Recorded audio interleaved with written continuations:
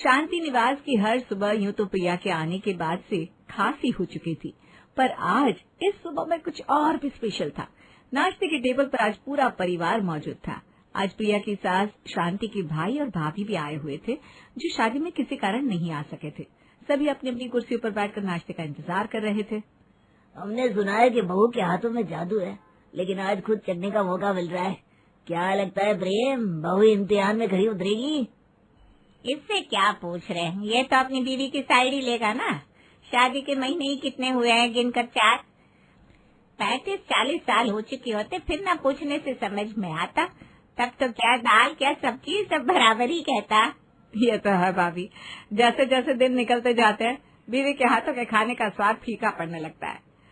फिर सिर्फ माँ के हाथ के खाने का ही स्वाद समझ में आता है। अभी तो प्रेम सिर्फ प्रिया प्रिया करता रहता है। 1-2 साल बीतने दीजिए, फिर आ गया कल ठिकाने। पर तब मैं नहीं बनाकर परोसने वाली। हाँ, अरे अरे दीदी, इतनी भी टांग खिंचाई मत कीजिए। लड़की की देखिए बेचारे का चेहरा कैसे उतर गया। तेरी बीवी बहुत अच्छा खाना बनाती है बेटा।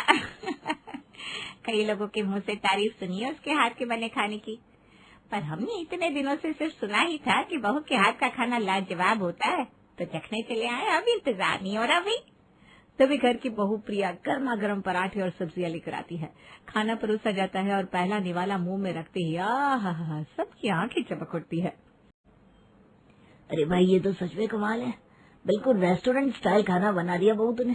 मुझे तो लगा कि हमें इम्प्रेस करने के लिए तू नान, तंदूरी ये सब बनाएगी, पर तूने तो नॉर्मल से पराठे और सब्जी को रेस्टोरेंट का स्वाद दे दिया। ये पूरी बात नहीं हुई जी। बहू, रेस्टोरेंट से भी बढ़कर खाना बना दिया तूने। रेस्टोरेंट वाले तो सिर्फ बेचने के लिए बनाते हैं, तूने तो खिलाने के लिए बनाया। तुझे तो बिजनेस शुरू कर देना चाहिए। तेरा खाना सुपर हिट होगा। बाकी तेरे खाने का प्रचार करने के लिए तेरे मामा ससुर तो बैठी हैं। देख लो मम्मी, करती थी ना मेरी टांग खिंचाई। सिर्फ मुझे ही मेरी बीवी के हाथ का खाना पसंद नहीं आ रहा, बाकी सभी को भी आ रहा है। सभी के मुंह से अपनी बहू की तारीफ सुनकर शांति की भौएं चढ़ने लगती है। शांति कुछ नहीं कहती, पर हल्की सी खांसी करके सबका ध्यान आकर्षित कर लेती है। घर की परंपराएं भी ठीक से सीख जाए वही बहुत होगा भैया। अगर बेटों के साथ बहुएं भी बाहर जाकर कमाने लगी तो घर कौन संभालेगा? ये तो सिर्फ एक इंसिडेंट है, ऐसा पहली बार नहीं हुआ था। जिस दिन से प्रिया अपने ससुराल आई थी, उसके हाथ के बने खाने की तारीफ हर कोई करता था और उसे खाने का काम शुरू करने का सजेशन भी देता था, जिससे उसकी सास और ननद बड़े चिढ़ते थे। देख रही हो मम्मी, अब तो मामा मामी भी बिजनेस सलाह देकर चले गए। तुम्हारी बहू को पता चला किसी दिन तितली उड़ गई। आजकल हर तीसरे न्यूज में यही खबर तो दिखाते। वहाँ बीवी ने कमाना शुरू किया, यहाँ पति की वैल्यू शून्य हो गई और फिर रिश्ता टूट गया। अरे तू फिक्र मत कर बेटा, अच्छी तरह से मैं प्रिया को समझा दूंगी। तू अपने ऑफिस के काम पर ध्यान दे, वहाँ सब कुछ ठीक चल रहा है ना? हाँ ठीक मम्मी, 20,000 देते और नौकरों की तरह काम करवाते। बदन बदन टूटने लग जाता है मेरा। अच्छा चलो, तुम भाभी को अच्छे से समझा देना, मैं ऑफिस निकलती हूँ। शाम के वक्त प्रिया चाय लेकर अपनी सास के कमरे में जाती है और प्रिया को देखते ही शांति शुरू हो जाती है। ज्यादा खुश होने की जरूरत नहीं है बहू। जो लोग तुझे बिजनेस शुरू करने का आइडिया दे रहे हैं ना, वो ना तेरे सगे हैं, ना ही तुझे अपने घर पर रखने वाले हैं। तुझे ऐसी छत के नीचे इन्हीं 4 दीवारों के अंदर रहना है, तो इस घर के नियम कायदे के हिसाब से चल, वही अच्छा होगा। कोई बात हो गई क्या मम्मी जी? किसी नाम से कुछ कह दिया क्या? फिलहाल तो नहीं, पर जो लोग तुझे सर चढ़ा रहे हैं, तेरे बिजनेस शुरू होने के बाद वही आकर ताने देंगे कि शांति की बहू ने तो घर की इज्जत तार तार कर दी, जो कि ना मुझसे बर्दाश्त होगा ना तेरे पापा जी को। और अपने माँ बाप को उदास प्रेम बिल्कुल नहीं देख सकता, इसलिए पहले ही इत्तला कर देती हूँ। बिजनेस का आइडिया तेरे दिमाग में आ भी रहा हो तो उसे वहीं दबा दे, वरना अपने मायके में जाकर ही तुझे शुरू करना पड़ेगा तेरा बिजनेस। प्रिया को डराने के बाद भी शांति की कलेजे को शांति नहीं होती। इसे एक बार के लिए मना तो कर दिया, पर कमी तो मेरे प्रेम में ही है। पर ये प्रिया से बिजनेस करने की बात करता रहता है, उसके दिमाग से भी बिजनेस के इस बीज को हटाना ही होगा। अगली सुबह जब प्रेम काम पर जाने के लिए निकल रहा था, शांति उसके पास जाकर कहती है, ये सोमेश कौन है बेटा? सोमेश? पता नहीं मम्मी। सोमेश तेरा दोस्त नहीं है जिससे आजकल बहू बिजनेस की बातचीत करती रहती है? मुझे तो लगा तूने अपने किसी दोस्त को बहू को बिजनेस आइडिया देने को कहा है। अरे नहीं, हाँ, आप लोगों को बिना इन्फॉर्म किए मैं ऐसा क्यों करूंगा? मम्मी क्या बात हुई है, साफ साफ बताओ ना। हुई तो नहीं बेटा, पर हो जाएगी। किसी अधेड़ उम्र के लड़के का ऐसे रोज रोज घर पर आना, वो भी तेरे पापा जी और तेरी गैर मौजूदगी में, मुझे तो भाई ठीक नहीं लगता। तुझे पता है, दरवाजे पर ही बहू खड़ी होकर बस यही बातें करती रहती है कि बिजनेस कैसे खोला जाए, क्या करना है। पर सोच, अगर अगल बगल वालों को वक्त लगेगा क्या तेरे पापा जी के कान भरने में? तो जानता ही उनके दिमाग को। मैं ऐसे ही इन चीजों के खिलाफ नहीं थी। पता चला 2 रुपये बिजनेस में कमाए और लाख रुपए की इज्जत गवा दी। प्रिया ऐसी बचकानी हरकत करेगी मुझे नहीं लगा था मम्मी। मैं बात करता हूँ उससे। अरे नहीं बेटा, उससे डायरेक्ट कुछ पूछने की जरूरत नहीं है, वरना वो क्या सोचेगी कि उसकी सास ने भी उसके चरित्र पर शक किया। तू बस उसे इनडायरेक्ट बोल दे कि बिजनेस के बारे में ना सोचे और ना कुछ करे, घर पर शांति बनी रहे, और क्या चाहिए मुझे। हाँ, और इस तरह शांति अपने दिमाग के घोड़े दौड़ाकर अपनी बहू की सारी ख्वाब को मटिया पलट कर देती है। प्रिया के दिमाग में तो बिजनेस करने का आइडिया पहले से था ही नहीं, इसलिए उसे ज्यादा फर्क नहीं पड़ता। सब कुछ पहले की तरह नॉर्मल चल रहा था कि थकी हारी रमा रोज की तरह ऑफिस से घर आती है और सोफे पर पसर जाती है। अपनी बेटी को देखते ही शांति उसकी ओर भागती हुई जाती है और उसके सर पर हाथ फेरते हुए कहती है, क्या खाएगा मेरा बच्चा? हाँ बोल, तेरी भाभी से कहकर बनवा देती हूँ, बहुत थक जाती है ना बेटा। ऑफिस छोड़ने में ही भलाई लगती है मम्मी, ये काम मुझसे नहीं होगा। दिन पर दिन प्रेशर बढ़ाते ही जा रही है लोग। ये नौकरी नहीं करेगी तो दूसरी ढूंढ ले बेटा, पर ऐसे खाली घर पर मत बैठना। घर पर काम करने वाली औरतों की कोई इज्जत नहीं होती, मुझे पता है ना। मैं भी तो कभी गृहिणी थी, बहुत मुश्किल है बेटा, बहुत मुश्किल। नौकरी मतलब किसी की चाकरी करना मम्मी। तुम क्या चाहती हो, तुम्हारी बेटी नौकर बने? बात तो तेरी ये भी सही है बेटा। अच्छा, एक बिजनेस क्यों नहीं खोल लेती तू? कपड़े का काम तो यहाँ चौराहे पर हर तीसरा आदमी कर रहा है मम्मी, और अब ये खूबसूरत सा चेहरा लेकर किराने की दुकान चलाती हुई मैं अच्छी लगूंगी क्या? ऐसे आजकल ये क्लाउड किचन का काम बहुत अच्छा चल रहा है, खाना बनाकर बेचना कैसा रहेगा मम्मी? देखा, मुझे पता था तो खुद ही कोई ना कोई आइडिया निकाल लेगी। ये सही रहेगा बेटा, तू यही काम कर और अच्छे अच्छे डिश बनाना, अपनी भाभी से सीख ले, पर होशियारी से, उसे शक ना हो, वरना वो खुद का काम करने की इच्छा जताने लगेगी। और यहाँ से रमा अपनी भाभी को ट्रिक करके उससे डिश सीखने का मूड बना लेती है। एक सुबह जब प्रिया किचन में काम कर रही थी, रमा किचन में आती है। दिन भर बस काम काम और काम, कभी खुद के बारे में भी तो सोचो भाभी। अरे दीदी, आज ऑफिस नहीं गई? ऑफिस का काम तो जरूरी है भाभी, पर इन सब के चक्करों में आप किचन में अकेली पड़ जा रही थी, तो मम्मी ने कहा कि घर में ननद के होते हुए बहू का अकेले काम करना मुझे ठीक नहीं लगता, और वैसे भी शादी की बात तो यही सब करना है, तो मैंने ऑफिस छोड़कर अब घर पर ही रहकर काम सीखने का प्लान किया है। वैसे ऐसी कौन सी डिश है भाभी जिसे एक बार बनाकर हम कम से कम 3-4 दिनों तक यूज कर सकते हैं? लॉन्ग यूज के लिए तो इडली या डोसे का बैटर बनाना अच्छा रहता है दीदी। गर्मी का वक्त है, आराम से बैटर को फ्रिज में रख दो, कोई दिक्कत नहीं है। 4-5 दिनों तक डोसा या इडली बना लो, या सांभर बड़ा भी बनाया जा सकता है, वो तो और लंबा चल जाएगा।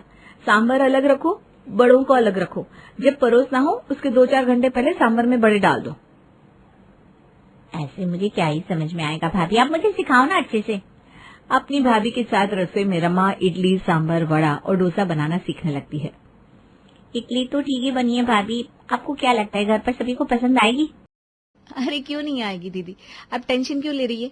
आपने इतने मन से बनाया है, सब जरूर से खाएंगे। सिर्फ मन से बनाने से नहीं होता ना भाभी, बाद में बिकेगा कैसे? मेरा मतलब है दिखेगा कैसे, मतलब कि लगना चाहिए ना मैंने कुछ अलग बनाया है। रमा के बनाए हुए इडली और डोसे को प्रिया अपने बनाए हुए चटनी और सांभर के साथ परोसती है। जीती रहे बेटा, जीती रहे। मुझे पता था तू जो काम छुएगी ना उसे सोना कर देगी। ये सांभर और चटनी तो आज प्रिया के हाथ के बने सांभर चटनी से भी स्वादिष्ट लग रहा है। और इडली डोसा कैसा है मम्मी? अरे बेटा, इडली और डोसे में क्या ही मेहनत, मेन काम तो सांभर और चटनी करता है। सांभर और चटनी तुम्हारी बहू ने बनाया है मम्मी, मैंने सिर्फ डोसा और इडली बनाई है। और आसान नहीं होता डोसा इडली बनाना, डोसे को क्रिस्प करना होता है, इडली को सॉफ्ट बनाना होता है। रमा समझ जाती है कि सिर्फ इडली और डोसा बनाने से नहीं होगा, सांभर और चटनी सीखना भी बहुत जरूरी है। और अपनी भाभी को खंखोर खंखोर कर रमा चटनी और सांभर बनाने की रेसिपी सीखने लगती है। आज 15 दिनों की मेहनत के बाद रमा फाइनली सांभर बनाकर सभी को डाइनिंग टेबल पर परोसती है। इतने से सांभर बनाइए बेटा, इतने सांभर में कौन क्या खाएगा? सांभर मैंने बनाई है पापा जी, टेंशन मत लीजिए। ये तो दीदी की बनाई हुई सांभर है। पहले आप सब इसके साथ इडली और बड़े खा लीजिए, फिर मेरा बनाया सांभर तो है ही। दीदी को बड़ा मन था आप सबको अपने हाथ का बना खाना खिलाने का। जितना मन रमा का हम सबको खाना खिलाने का है, उतना मन हमारे खाने का भी है। पर इतने से सांभर में बड़ा डुबोए कहाँ? अगर खाना बनाना सीख रही हो तो अच्छे से बनाना सीखना चाहिए ना रमा। इसी तरह दिन पर दिन बीतते जा रहे थे, पर रमा के हाथ में परफेक्शन नहीं आ रहा था। जब भी वो ज्यादा क्वांटिटी में सांभर बनाने की कोशिश करती, सांभर का टेस्ट बिगड़ जाता। इसी तरह दिन बीत रहे थे। ये देखकर शांति रमा से कहती है, और कितनी देर लगेगी तुझे ये सब सीखने में? नौकरी छोड़े हुए तुझे पूरे 1.5 महीना हो गया। मुझे तो लगता है इसी तरह पूरा साल सांभर बनाना सीखने में ही बिता देगी तू। काम शुरू करना है कि नहीं तुझे, या अपनी भाभी की तरह रसोई में ही जी लगने लग गया है तेरा? ऐसा नहीं है मम्मी, मैं अंदर अंदर काम कर रही हूँ। मेरी एक फ्रेंड के घर का एक कमरा खाली है, उसी में मैं क्लाउड किचन बना लूंगी। वहाँ फ्रिज, गैस, बर्तन वगैरह का अरेंजमेंट भी करवा देगी वो। तो इडली, सांभर, वड़ा, डोसा, कोल्ड कॉफी और मैगी, ये सब तो मैं ऐड कर दूंगी। पर बिना सांभर की कैसे क्या होगा? मैं तो ज्यादा क्वांटिटी में सांभर बना ही नहीं पा रही हूँ। कस्टमर मांगेंगे तो क्या करूंगी? एक तो तेरा काम नया है, तो जरूरी तो है नहीं कि हर रोज ही ऑर्डर आए। बाकी अपनी भाभी के पास सांभर बनवा कर 2-3 दिन तक काम चला ही सकती है तू। अब वो कैसे बनवाना है ये तुझे खुद समझना होगा। सब कुछ मैं तुझे नहीं बता सकती। मुझे बाकी कुछ नहीं पता। जल्द से जल्द अपना काम शुरू कर बेटा, हो सके तो इसी हफ्ते से। और रमा अपनी फ्रेंड के साथ मिलकर अपने क्लाउड किचन का काम शुरू कर देती है और स्विगी, जोमेटो पर अपने क्लाउड किचन का नाम रखती है दी साउथ इंडियन थाली। एक सुबह अपने कमरे से तैयार होकर रमा बाहर निकलती है और सभी से कहती है, मैंने ऑफिस ज्वाइन कर लिए मम्मी, पापा, भाभी, भैया। आपसे फिर से मेरा वर्किंग मोड ऑन हो गया। ये तो अच्छी बात है। बीच में ब्रेक लेकर घर का काम भी सीख लिया और वापस से काम पर भी लग गई। सुनकर बहुत अच्छा लगा मुझे। इसी तरह काम में डेडिकेटेड रहा कर। और घर पर सभी को ऑफिस का कहकर रमा अपने बिजनेस को संभालने के लिए निकल पड़ती है, जहां उसे पहला ऑर्डर मिलता है।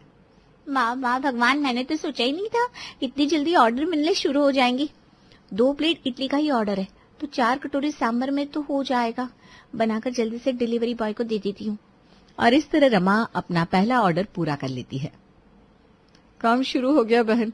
अब हर ऑर्डर के साथ साथ तू ऐसे ही सांभर बनाती रहेगी, फिर तो हो गया। कितनी बार सांभर बनाएगी तू? एक ऑर्डर पूरा करेगी, दूसरा छूट जाएगा। क्वांटिटी बढ़ाने के लिए कुछ सोच। जिस तरह तू इडली डोसे का बैटर पहले से तैयार रख रही है, जिस तरह तू सूखे बड़े पहले से तैयार रख रही है, इसी तरह से तुझे सांभर भी तैयार रखना होगा कि यहाँ ऑर्डर आया, वहां मैंने पैक करना शुरू कर दिया। मेरा काम था बिजनेस में पैसे लगाने का, बाकी खाना बनाने की जिम्मेदारी तेरी है, भूल मत। अरे तुम मुझे आधा घंटा दे दे, मैं तब तक कुछ न कुछ कर लूंगी। रमा अपने घर जाती है और अपनी भाभी से कहती है, ऑफिस लंच ब्रेक में किसी तरह आई हूँ भाभी, आपको मेरी मदद करनी होगी। वो मेरी फ्रेंड है ना निकिता, उसे देखने लड़के वाले आए हैं। कई बार जो सांभर, वड़े और इडली आप मुझे टिफिन में पैक करके देती थी ना, वो टिफिन निकिता अपने बॉयफ्रेंड को खिला देती थी, ये कहकर कि ये उसने बनाया है। पर उसे तो वैसा सांभर बनाना आता नहीं। हाँ, आप एक बार जरा ज्यादा क्वांटिटी में सांभर बनाकर दे दोगी क्या? वो ना इडली के साथ अपने ससुराल वालों को परोस देगी, वरना अगर ये राज खुल गया ना तो उसका होता होता रिश्ता भी कट जाएगा। अरे बाप रे बाप, ये तो बहुत बड़ी टेंशन मोड़ ली निकिता ने। आप फिक्र मत कीजिए दीदी, मैं अभी सांभर बना देती हूँ। आखिरकार एक लड़की के रिश्ते की बात है। बड़े से पतीले से प्रिया सांभर तैयार कर अपनी ननद को थमा देती है और उस सांभर के पतीले को अपने स्कूटी पर लेकर रमा निकिता के घर पहुंच जाती है और हो जाती है साउथ इंडियन थाली से ऑर्डर की डिलीवरी शुरू। सिर्फ एक ही दिन में अच्छी खासी रेटिंग आ गई रमा। हमारे इस काम को अगर हम अच्छे से करते रहे ना तो पूरे शहर में फेमस हो जाएंगे। फिर और डिशेस ऐड की जा सकती है। क्या कहती हो बहन? तुझे तो बस सांभर लाते रहना है। 3 दिन तक किसी तरह रमा इस सांभर से काम संभालती है। फिर 3 दिन बाद उसे वापस अपनी भाभी के पास जाना पड़ता है। भाभी आपके सांभर का तो जवाब नहीं है। ऑफिस में सभी ने लंच ब्रेक में मुझे घेर लिया, घर से सांभर मंगवा कर दी। आपके हाथ का बना सांभर सभी को खाना है, प्लीज बना दो ना। देखकर बनाना, कम से कम 18-20 एम्प्लॉइज है। इतने सारे लोगों के लिए सांभर बनाना, जितनी देर में काम होगा उतनी देर में तो आपका ऑफिस शुरू भी हो जाएगा दीदी। कोई दिक्कत नहीं ना भाभी, बॉस ने मुझे खुद ही भेजा है, आप बनाओ तो। रमा फिर से दिमाग लगाकर प्रिया से सांभर बनवा लेती है। इसी तरह दिन बीत रहे थे, कभी कोई ड्रामा कभी कोई ड्रामा। फिर एक दिन प्रिया के घर पर उसकी सहेली आती है मिठाई का डब्बा लेकर। तूने अच्छा काम शुरू किया और मुझे बताया भी नहीं। मैं तो हमेशा ही कहती थी तुझे खाने का बिजनेस शुरू करना चाहिए, बताना तो चाहिए था मुझे। और आपसे ना मुझे डिस्काउंट चाहिए। एक तो तू सांभर ना के बराबर बेचती है, कम से कम मुझे तो भर भर कर दिया कर। तुम ये क्या कह रही हो, मुझे कुछ समझ में नहीं आ रहा। ज्योति, किसने बिजनेस शुरू किया है? मैंने तो कोई बिजनेस शुरू नहीं किया है। मतलब तेरी ननद ने और तूने मिलकर ही साउथ इंडियन थाली खोली है ना? ज्योति की पूरी बात सुनकर प्रिया तो हक्की बक्की रह जाती है, क्योंकि उसे इसके बारे में कुछ पता ही नहीं था। मतलब इसी कारण से दीदी मुझसे सांभर बनवा रही थी। मुझे तो अब भी विश्वास नहीं हो रहा बहन। तू 2 मिनट रुक, मैं अब भी ऑर्डर प्लेस करती हूँ। खाकर तो पहचान जाएगी ना अपने सांभर को। अभी भी विश्वास नहीं होता तो चल, तुम्हें तुम्हारे ननद के क्लाउड किचन में ले चलती हूँ। उसकी जो बिजनेस पार्टनर है ना, वो मेरी जेठानी की बहन ही तो है। ये सुनकर प्रिया के पैरों तले जमीन खिसक जाती है। रात को जैसे ही प्रेम घर पर आता है, प्रिया इस बारे में उसे सब बता देती है। अब मैं समझा कि तुम झूठ झूठ क्यों मेरे कान भरती थी मम्मी, क्योंकि तुम नहीं चाहती थी कि तुम्हारी बहू आगे बढ़े। और इस बहू के खाने की तकनीक को तुमने अपनी बेटी को सिखा दिया और पैसे कमाने लगी वो। ये कहाँ का न्याय है मम्मी? और तुम्हें क्या लगा कि रमा मेरी बीवी से 2-3 डिशेस सीख कर खुद का बिजनेस शुरू कर लेगी और इसे रसोई में झोंक देगी? बिल्कुल नहीं। तुम्हें आता है मुश्किल से 4 कटोरी सांभर बनाना, और मेरी बीवी तो पूरा समंदर है समंदर। तुमने एक लोटा क्या ले लिया, खुद को बिजनेस वुमन समझने लगी। बहुत छोटी सोच निकली तुम दोनों माँ बेटियों की। अब से तुम अपना बिजनेस करोगी और तुम्हारा क्लाउड किचन होगा, तुम्हारा खुद का किचन। प्रिया, तुम्हें किसी से डरने की जरूरत नहीं है। अब वक्त आ गया है खुद के टैलेंट को लोगों को दिखाने का। और कुछ इस तरह अपने पति का साथ पाकर प्रिया अपना खुद का खाने का बिजनेस शुरू कर लेती है। मैंने कहा ना, मैं रसोई का काम करूंगी। क्यों? सिर्फ तुम ही क्यों करोगी? क्योंकि मैं सबसे बड़ी हूँ, इसलिए मेरा हक बनता है रसोई को संभालने का। अच्छा जी, ये कोई लॉजिक नहीं हुआ। बल्कि तुमसे ज्यादा अच्छा खाना मैं बनाती हूँ तो मेरा ज्यादा हक होगा रसोई को संभालने का। ऐसा तुमसे किसने कहा? तुम तो अलग ही गलतफहमी में जी रही हो। अपनी सपनों की दुनिया से बाहर निकलो जरा। दोनों बहुएं लड़ रही थी, तभी वहां घर की सबसे छोटी बहू भी आती है। वो भला कैसे इन दोनों से पीछे रह सकती थी? आप दोनों का लड़ना तो हर रोज का ही है, इसलिए जिसको लड़ना है बाहर जाकर लड़ सकता है। मेरे लिए रसोई खाली छोड़ दो प्लीज। रसोई में ऐसे माहौल खराब करना शोभा नहीं देता। हाँ जरूर, तुम तो कहीं की महारानी हो ना, जो तुम्हारे लिए हम रसोई खाली छोड़ दे। हाँ बिल्कुल सही समझा। अब महारानी का ऑर्डर समझकर आप दोनों यहाँ से चले जाइए। बिल्कुल नहीं, मैं तो बस रसोई में ही रहूंगी और कहीं नहीं जाने वाली। मैं भी यहाँ से नहीं जाने वाली। तीनों जिद करके रसोई में डेरा जमा कर बैठ गई थी। तभी वहां एंट्री होती है उनकी सासू माँ की। अरे तुम तीनों का ड्रामा फिर से शुरू हो गया। क्या करूं मैं तुम तीनों का? सुबह सुबह तुम्हें कोई और काम नहीं होता है क्या? मम्मी जी, आपको पता है ज्यादा गलती किसकी है? मेरा फर्ज है किचन को संभालना, क्योंकि मैं इस घर की सबसे बड़ी बहू हूँ और ये कर्तव्य कोई और नहीं बल्कि घर की सबसे बड़ी बहू ही अच्छे से संभाल सकती है। हाँ दीदी, आपने बिल्कुल सही कहा। देखा, तुम भी एग्री करती हो ना? हाँ, कब से आप रसोई संभाल रही है? अब आपकी उम्र हो चली है, इसलिए अब आपको रिटायर हो जाना चाहिए। आपके जाने के बाद ये जिम्मेदारी मैं बहुत अच्छे से संभालूंगी, चिंता मत कीजिए।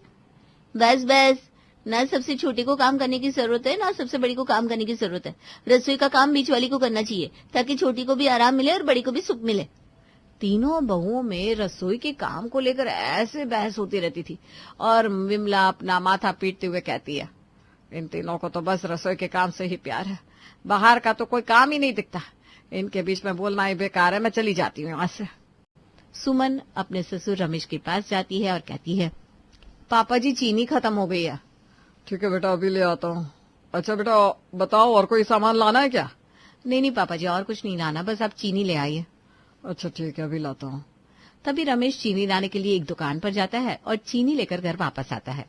घर के अंदर जब उसे आसपास कोई नजर नहीं आता तो वो चीनी लेकर रसोई की तरफ जाता है, लेकिन रसोई में जाने से पहले टेबल से टकराकर चीनी की थैली फट जाती है और सारी चीनी गिर जाती है।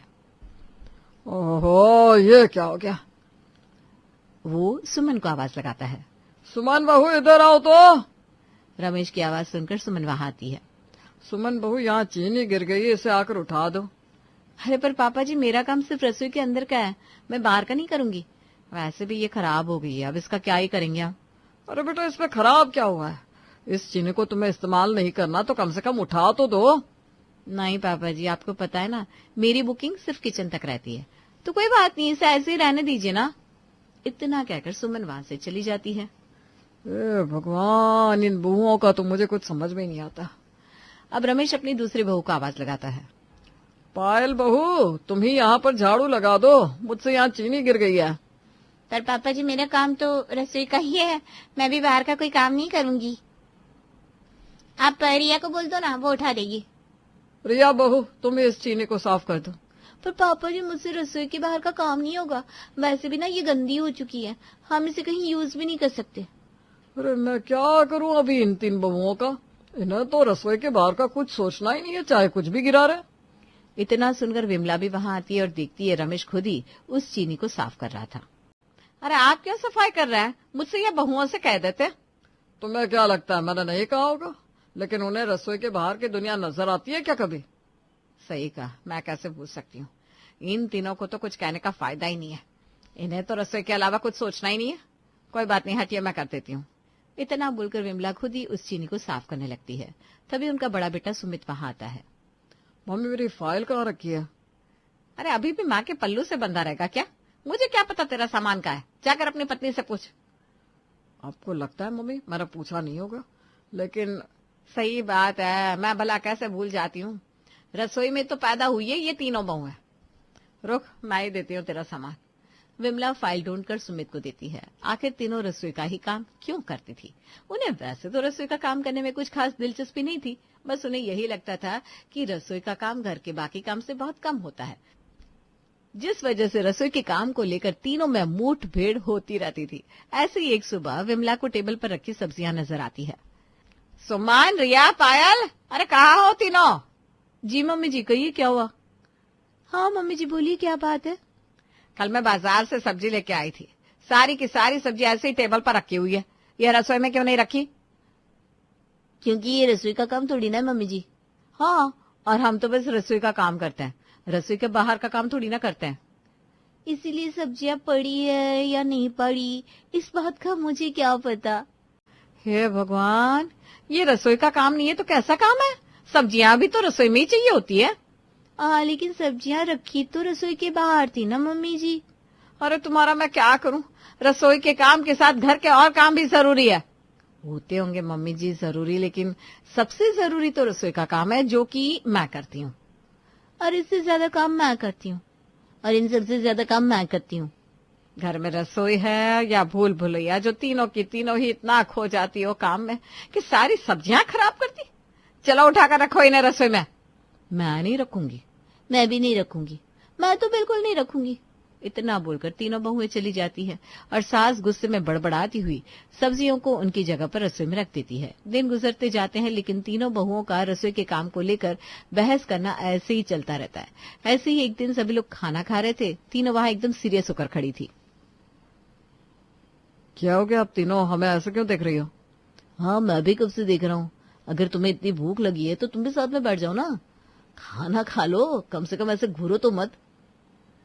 इनको देखकर ऐसा लग रहा है जैसे बिग बॉस में खाना खा रहे हैं। सच में हमारे ऊपर ऐसे क्यों नजरें गड़ाई जा रही है?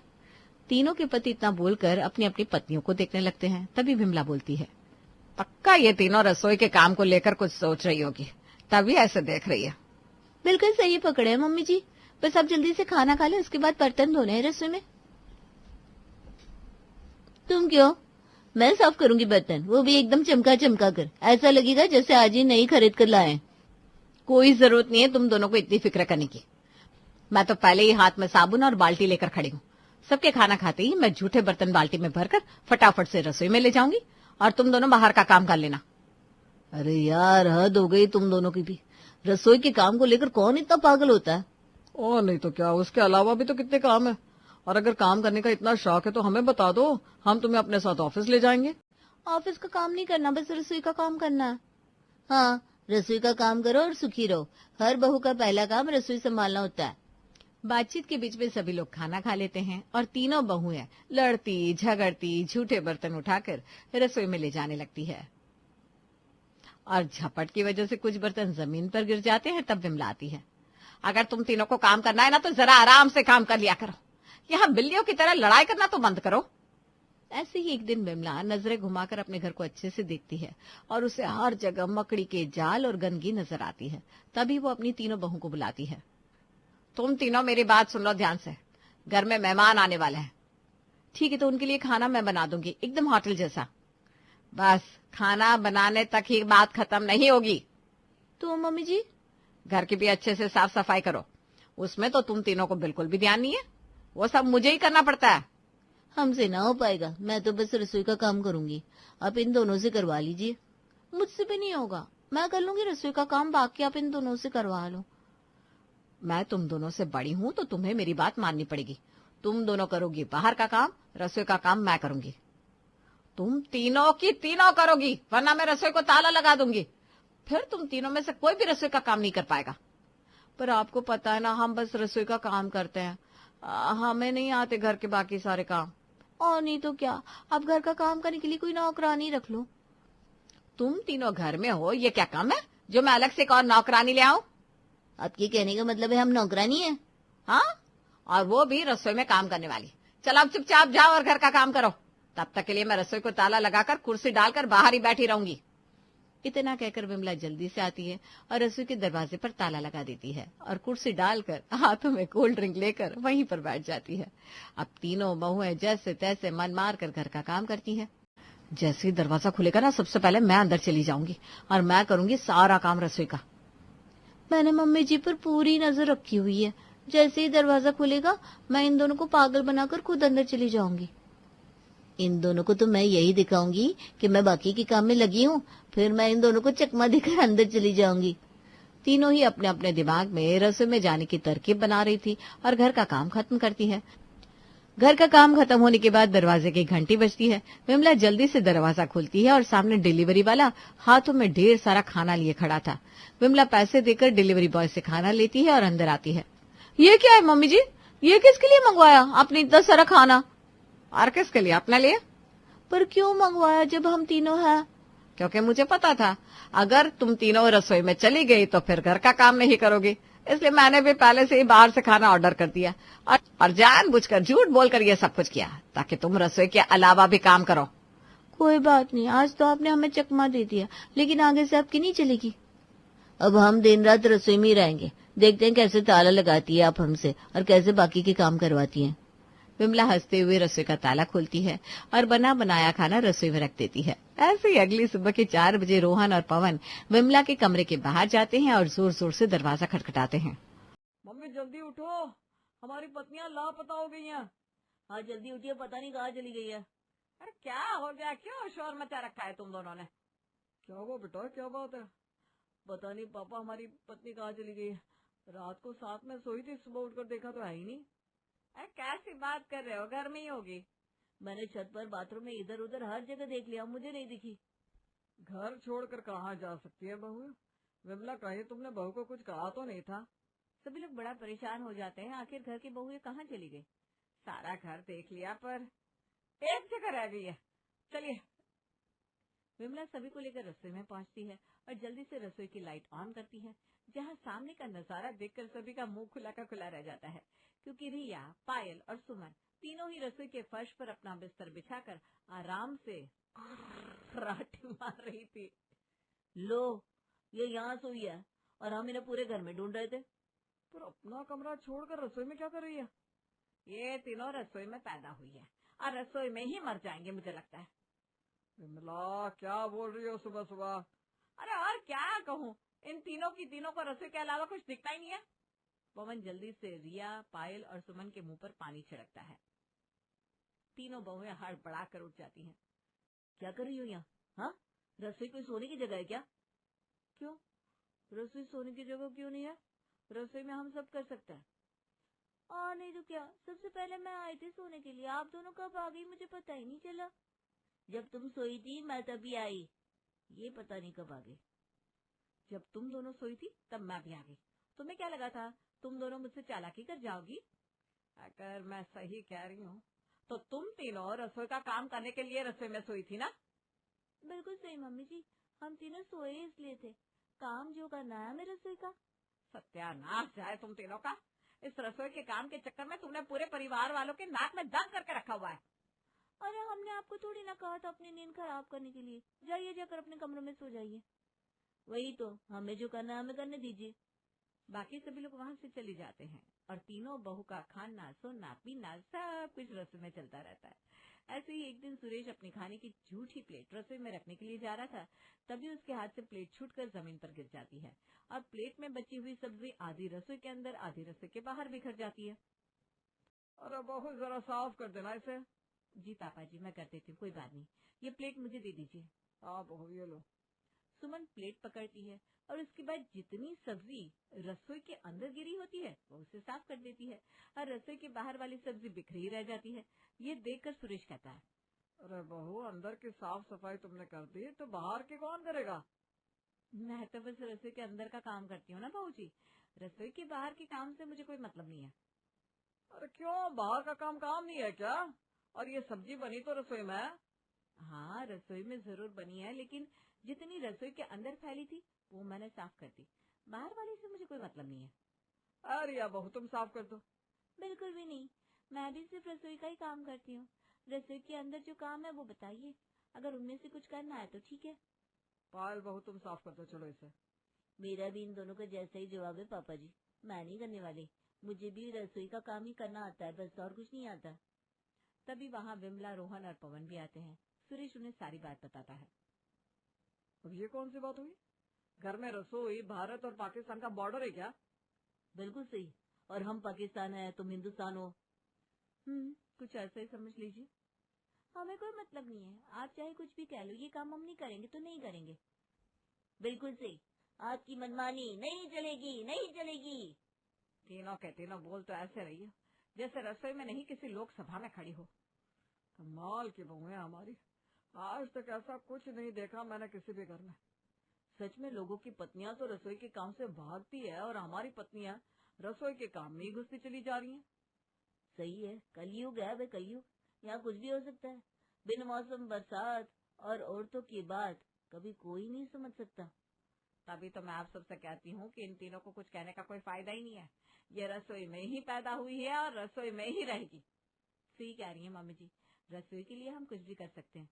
रसोई हमारा घर है, रसोई हमारा असली ससुराल है। रसोई के काम के लिए हम कुछ भी कर गुजरेंगे, बिल्कुल पीछे नहीं हटेंगे। तीनों बहू की ऐसी बातें सुनकर बाकी सभी लोग तालियां बजाने लगते हैं और हंसने लगते हैं और वहाँ से चले जाते हैं। अरे बड़ी बहन की होते हुए छोटा भाई चला गया, मुझसे तो बर्दाश्त ही नहीं हो रहा है। कोई मेरे भाई को वापस ला दो।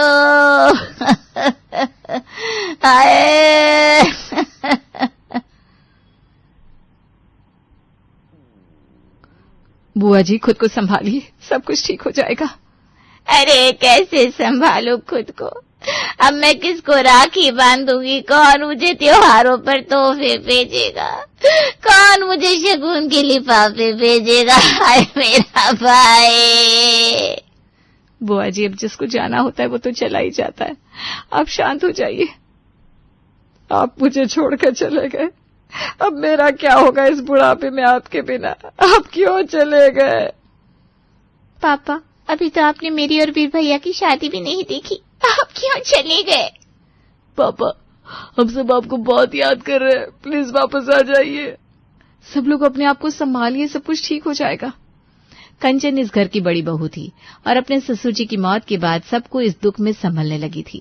लेकिन एक पिता का साया जब सर से उठता है तो कैसा लगता है, इसका दुख वही समझ सकता है जो इस दुख से गुजरा हो।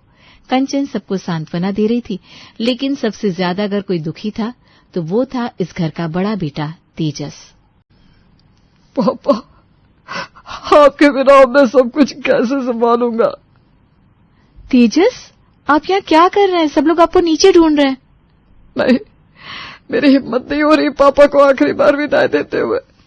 अगर आप ही ऐसे हार मान जाएंगे तो बाकी सबको कौन संभालेगा? कंचन, पापा हमेशा से मेरे मार्गदर्शक रहे, वो थे तो मैं कभी जिंदगी में कंफ्यूज नहीं हुआ। लेकिन आज जब वो हमारी जिंदगी से चले गए तो मुझे समझ में नहीं आ रहा कि मैं सब कुछ अकेले कैसे हैंडल करूंगा। आप चिंता मत कीजिए, हम दोनों मिलकर सब कुछ संभाल लेंगे। कंचन ने तेजस को सांत्वना दी और क्रियाकर्म की सारी तैयारी उन दोनों ने पूरी कर ली। लेकिन 13वीं के बाद अब बुआ जी का रूप जरा सा बदल चुका था। हाँ, ये देखो 5 किलो लड्डू, 10 किलो फल, कुछ सूखे मेवे, मेरे पूरे परिवार के कपड़े और बस 11,000 सतीश की मौत का लिफाफा। बुआ जी, ये सब देना होता है 13वीं के बाद बहन को? अब बहू, देना तो इससे भी ज्यादा होता है, लेकिन अब मैं तो बस जो रीत है वो कह रही हूँ। हाँ, लेकिन मुझे लग रहा है कि ये सब कुछ ज्यादा ही है। अब मेरा भाई तो चला गया है, अब सब कुछ तेजस के हाथ में है, उसे जो देना है वो दे। मैं अपने भाई से कह सकती हूँ, लेकिन भतीजे से तो कुछ नहीं कह सकती। नहीं, ऐसी बात नहीं है बुआ जी, मैं बस। बुआ जी, आप लिस्ट बना दीजिए, आपको क्या क्या चाहिए, मैं सब लेकर दूंगा। जीता रे बेटा, मैं अभी तुझे सारा सामान व्हाट्सएप कर देती हूँ। हाँ, ये आप क्या कर रहे हैं तेजस? इतना सब नहीं दिया जाता, बुआ जी कुछ ज्यादा ही कह रही हैं। कंचन, पापा को गए अभी कुछ ही दिन हुए हैं, मैं नहीं चाहता कि बुआ जी का मन दुखे। अगर पापा होते तो उनकी पसंद की ही चीजें देते, इसलिए जाने दो, उन्हें जो चाहिए ले जाने दो। ठीक है, अगर आपका यही मन है तो मैं कुछ नहीं कहती हूँ। हाँ, मैं आता हूँ सामान लेकर। तेजस के मन की बात को सुनकर कंचन अपने पति से कुछ भी नहीं कहती, लेकिन उसके ससुर के जाने के बाद घर की काफी जिम्मेदारियां अब बड़े बेटे यानी कि तेजस के सर पर आ चुकी थी। अरे भैया, वो टैक्स का बिल आया था। हाँ भैया, वो मुझे कुछ कपड़े भी लेने थे। हाँ, मैं टैक्स बिल भर देता हूँ, और ये लो पैसे। और कुछ बाकी है क्या? हाँ, मेरी दवाइयाँ और कुछ रिश्तेदारों को लिफाफे भेजने थे जो 13वीं पर आए नहीं थे। और वाईफाई का बिल भी भरना था भैया। माँ जी, आप बुरा न माने तो जो लोग नहीं आए उन्हें हम क्यों लिफाफा भेज रहे हैं? मुझे नहीं लगता इसकी कोई जरूरत है। अरे, तुम्हारे पापा जी का उनसे अच्छा संबंध था, हम कैसे उन्हें भूल सकते हैं? माँ जी, अगर अच्छा ही संबंध होता तो वो पापा जी की 13वीं पर जरूर आते, लेकिन वो नहीं आए ना। इसका मतलब है कि उन्हें कोई रिश्ता नहीं रखना हमारे साथ। तुम्हारे पापा जी ने हर किसी के साथ रिश्ता निभाया है, अब उनके जाने के बाद हम कैसे सब कुछ छोड़ सकते हैं? माँ जी, अनचाहे रिश्तों को छोड़ना ही पड़ता है, और अनचाहे खर्चों को भी।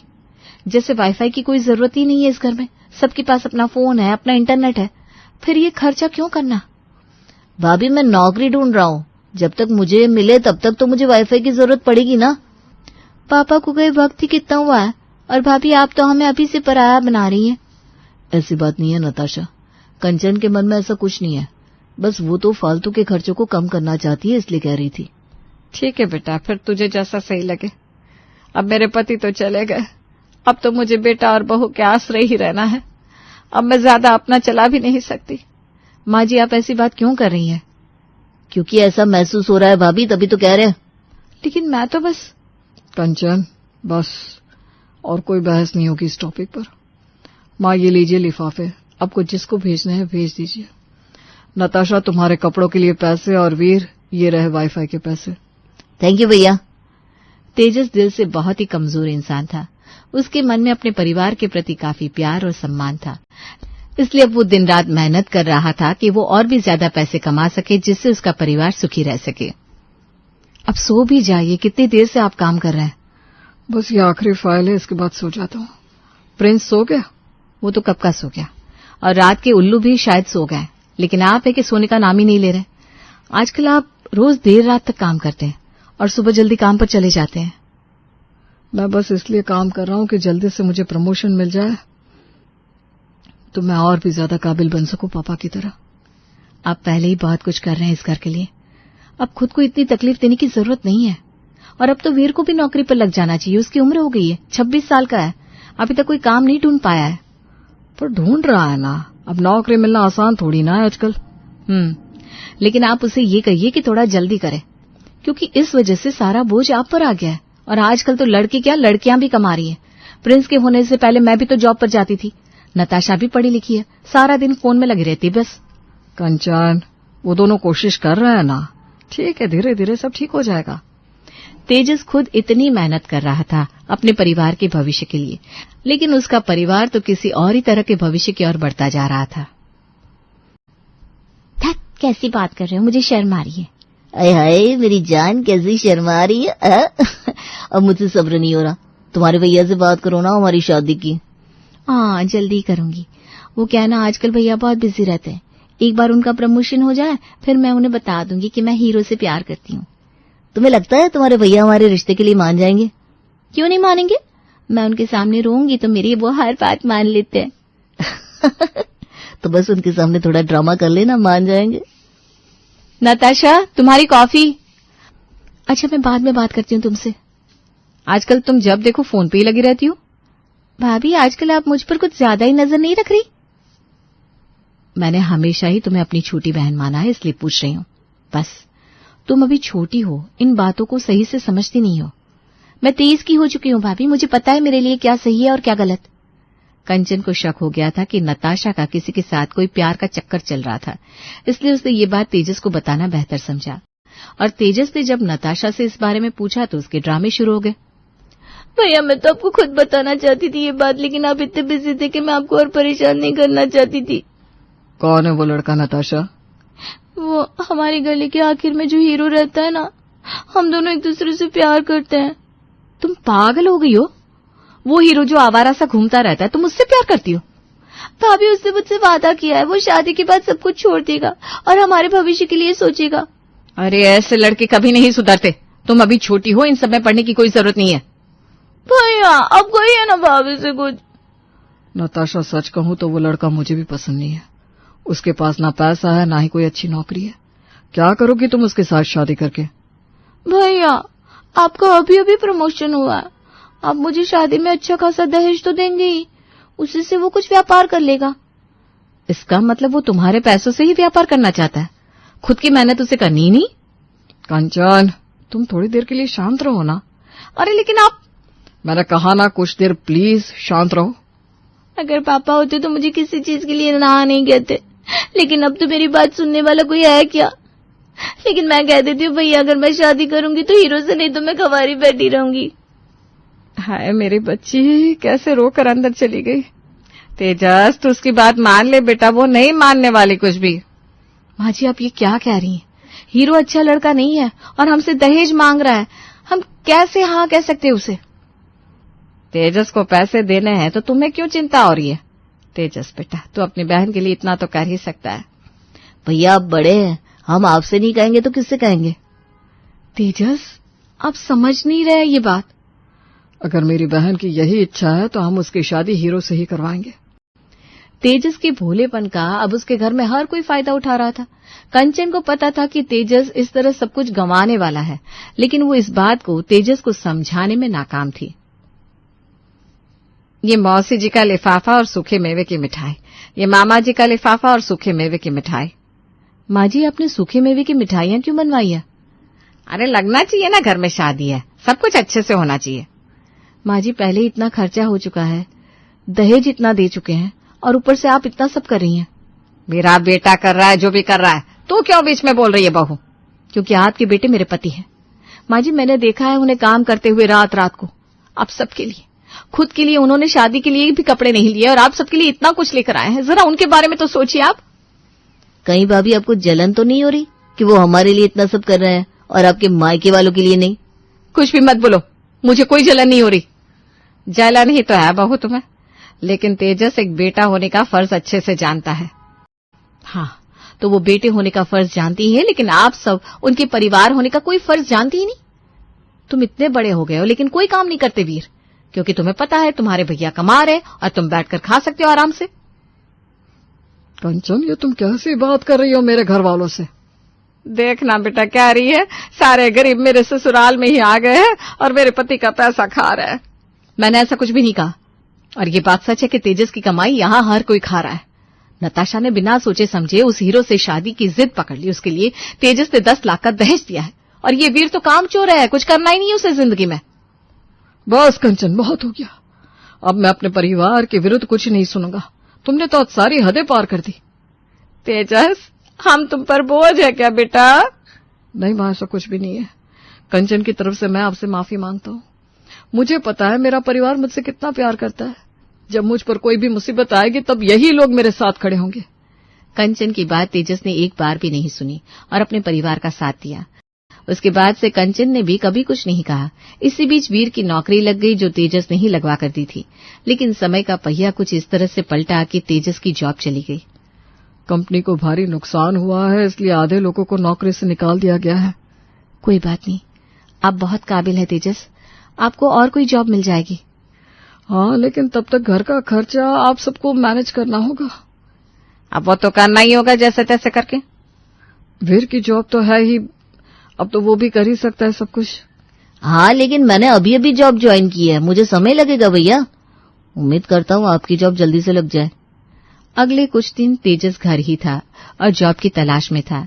इसी बीच वाईफाई का बिल आ गया था, जिसके लिए तेजस के पास पैसे नहीं थे। वीर सुनना जरा, ये वाईफाई का बिल जरा भर देना। अरे अभी इसी महीने मैंने बिजली का बिल भरा है, अभी मैं और पैसे खर्च नहीं कर सकता हूँ भैया। आपके पास जॉब नहीं है, आप सारा दिन फिल्में देखते हैं लैपटॉप पर, लेकिन मेरे पास फालतू खर्चों के लिए पैसे नहीं है। सॉरी, मुझे ऑफिस के लिए लेट हो रहा है, मैं चलता हूँ। तेजस चलिए खाना खा लीजिए। मुझे भूख नहीं है, तुम खा लो। अरे ठीक है, उसे भूख नहीं है तो वैसे भी घर में बैठ बैठ कर किसको भूख लगती है।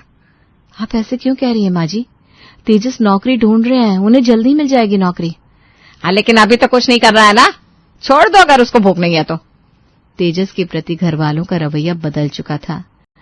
धीरे धीरे तेजस को समझ में आ रहा था कि उसकी वैल्यू तब तक थी जब तक उसके पास पैसे थे। माँ, भैया ने इस बार मुझे ना मिठाइयां भेजी है, ना ही शगुन का लिफाफा। उनको अपनी बहन की पड़ी है कि नहीं? नाताशा, इस बार मेरा हाथ जरा तंग है, तुम इस बार एडजस्ट कर लो प्लीज। भैया, आप अपनी बहन को मिठाइयां और लिफाफा नहीं दे सकते? कैसे भाई हैं आप? भाई तो अपनी बहन पर जान दे देते हैं और एक आप है कि। नताशा, बस, तेजस ने तुम्हारी शादी में कितना दिया है वो सबको पता है। इस बार थोड़े फल मिठाइयां नहीं पहुंची तो तुम उन पर सवाल उठा रही हो। हाँ, तो वो उनका फर्ज था, कोई एहसान नहीं किया है उन्होंने मुझ पर। सही कहा, वो मेरा फर्ज था, लेकिन आप सबका फर्ज क्या था? मेरे मुश्किल वक्त में मुझे सपोर्ट करना, मुझे हिम्मत देना। लेकिन आप लोगों ने तो अपना असली चेहरा ही दिखा दिया। कंचन ने मुझे कितनी बार कहा कि मत करो तेजस ये सब, अपने लिए पैसे बचाओ, लेकिन मैंने नहीं सुनी। अपने बच्चे के लिए तक मैंने पैसे नहीं रखे, सिर्फ इस दिन के लिए कि आप सब मुझे दोष दें। लेकिन आप लोगों के तसल्ली के लिए बता दूं कि मेरी जॉब नहीं गई है। मुझे दिल्ली में नया घर और जॉब का ऑफर मिला है।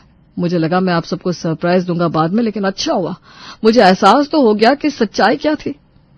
अरे बेटा, तू तो यूं ही बुरा मान रहा है।